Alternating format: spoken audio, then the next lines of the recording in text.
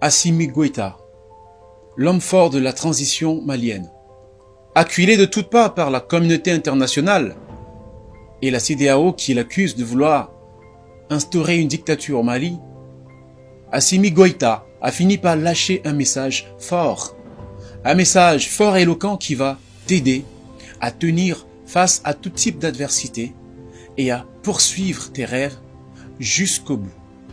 Si tu veux savoir de quoi il retourne, regarde cette vidéo. Ne bouge pas.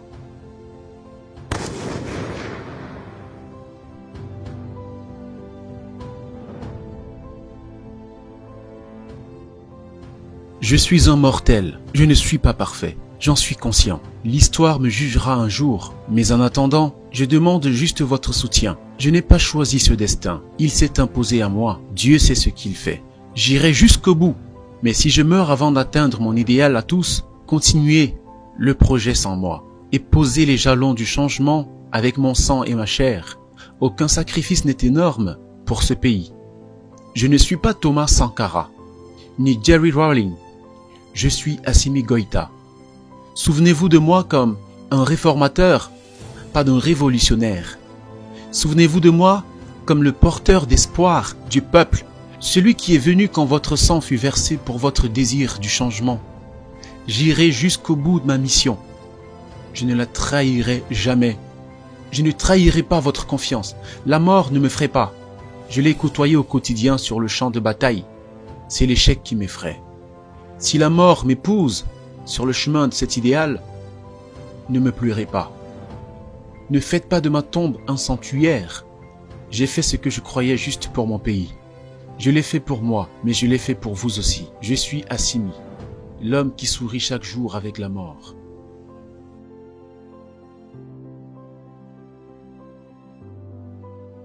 Là, c'était le message fort et éloquent du nouvel homme fort du Mali. On est tous d'accord sur la manière dont il est arrivé au pouvoir. Nous sommes en août 2020 quand, par un soulèvement populaire, Ibrahim Boubacar Keïta est renversé et la junte prend le pouvoir. Il y a eu un deuxième coup d'État et Assimi Goïta reste dans sa logique, c'est-à-dire la libération du peuple malien. Il s'est mis à dos une partie de la communauté internationale et la CEDEAO qui a juste emboîté le pas à la communauté internationale en mettant le Mali sous embargo parce que Assimi Goïta est accusé de vouloir imposer une dictature au Mali. Je veux vraiment pas rentrer dans les débats politiques, les intérêts politiques qui gravitent autour de cette actualité. Mais ce qui m'impressionne ici, ce qui retient mon attention ici, c'est le courage de l'homme face à ces adversités multiples. Comme je disais, je veux vraiment pas rentrer dans tous ces débats politiques. On sait, partout il y a politique, partout il y a des camps, il y a le jeu des intérêts. Il y a forcément des gens qui seront pas d'accord avec lui pour leurs intérêts égoïstes. Il y a des gens qui seront peut-être d'accord avec lui pour des raisons similaires. Mais on sait tous que le Mali traverse des moments difficiles. Depuis 2012, une partie de son territoire est pris d'assaut par des rebelles. On sait tous que le Mali est plongé depuis quelques années déjà dans une crise humanitaire sans précédent. La pauvreté, la misère. Pourtant, on sait tous que le Mali est également très riche en or. Mais pourquoi les choses ne marchent pas? Pourquoi les choses ne fonctionnent pas? Pourquoi le peuple malien doit souffrir autant? Vous comprenez la frustration du colonel Assimi Goïta. Du moins, d'après ce que je constate, il y en aura toujours pour dire qu'il n'est pas sérieux, qu'il se bat pour son intérêt personnel. Et la plupart du temps, c'est toujours un Africain qui tient ce type de langage. Un Africain contre un Africain. Comme je disais, il veut remettre le Mali sur les rails. Parce que depuis 2012, on a quand même la France qui combat aux côtés de l'armée malienne. L'opération Serval. Au départ, c'était l'opération Serval. qui visait justement à réinstaurer la stabilité au Mali. Mais depuis que cette opération est là, ça ne marche toujours pas.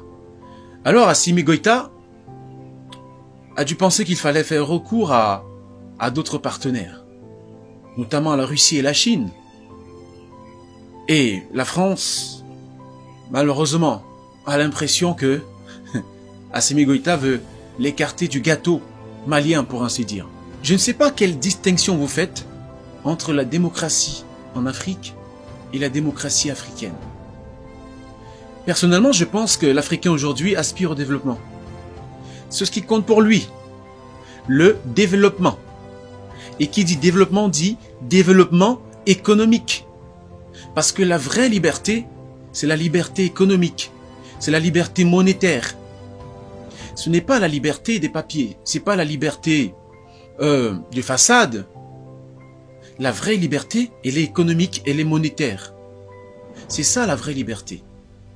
Et ce à quoi l'Africain aspire aujourd'hui, c'est à cette liberté-là, à ce développement-là. Or, ce n'est pas ce qu'on constate au Mali. Les présidents se sont succédés à la tête du Mali, mais rien n'a jamais changé. Autant on veut de l'alternance à la tête des États en Afrique, autant on souhaite que ces alternances à la tête des États en Afrique produisent le développement. Ça ne sert à rien de passer d'un président à un autre, sans qu'on voit l'impact réel sur l'environnement économique, sans qu'on voit le changement. Ce n'est pas d'encourager les uns et les autres à perdurer, à s'éterniser au pouvoir, mais juste de faire évidemment le distinguo entre le nécessaire et le superflu. Le nécessaire pour l'Afrique aujourd'hui, c'est son développement. C'est se développer, c'est s'émanciper de la dépendance économique et financière étrangère à laquelle elle est assujettie. Quand je parle de la dépendance économique, vous voyez à quoi je fais allusion. Je fais allusion aux institutions de Bretton Woods, la Banque mondiale, le FMI. Avec ça, on ne peut vraiment pas parler de l'indépendance en Afrique. On ne peut pas parler de développement en Afrique ou de démocratie quand l'Afrique est sujette à la dictature économique et monétaire des pays dits développés. Je peux comprendre pourquoi des éléments comme Assimi Goïta se réveille un matin et frappe du poing sur la table. Il me fait penser d'ailleurs à Thomas Sankara. Thomas Sankara était un homme qui avait le franc-parler. Il disait tout haut ce que la majorité pensait tout bas. L'esclave qui n'est pas capable d'assumer sa révolte ne mérite pas que l'on s'apitoie sur son sort. Cet esclave répondra seul de son malheur s'il se fait des illusions sur la condescendance suspecte d'un maître qui prétend l'affranchir. Seule la lutte libère. Vous voyez ce discours de Thomas Sankara très courageux? Vous savez comment l'histoire s'est achevée. C'est finalement son frère africain qui a fini par lui planter le couteau dans le dos. Selon l'histoire, c'est vrai que l'affaire est pendante devant les juridictions, mais c'est son ami très proche qui est le suspect numéro 1 de l'assassinat de Thomas Sankara, le révolutionnaire. Mais ce qu'il faut apprécier chez les individualités, de grosses individualités comme Assimi Goïta et Thomas Sankara et bien d'autres encore, c'est le courage, la sainte colère. Et là, je vais te dire une chose. À un certain moment dans ta vie, tu dois arrêter d'être la victime. À un certain moment dans ta vie, tu dois ressentir ce qu'on appelle la sainte colère. Tu dois décider de ne plus subir. Il y a un proverbe qui dit « Lorsqu'une flèche doit t'atteindre, ne fuis plus. Lorsqu'une flèche doit t'atteindre, ne fuis pas. Bombe le torse et accueille-la. » Qu'est-ce que j'entends par là? À un moment dans la vie, tu dois arrêter d'être celui qui fuit. d'être celui qui a peur. Tu dois affronter l'adversité, contre vents et marées, pour aller jusqu'au bout de tes rêves. Tu dois affronter le monde entier, l'univers, si c'est la condition à remplir pour atteindre ton objectif. Dans la forêt, vous savez, il y a deux catégories d'animaux. D'un côté, il y a les proies et de l'autre, les prédateurs. Je vous prends l'exemple du lion, par exemple. Le lion et la gazelle. La gazelle, c'est l'éternelle proie du lion. Le lion, c'est toujours le prédateur.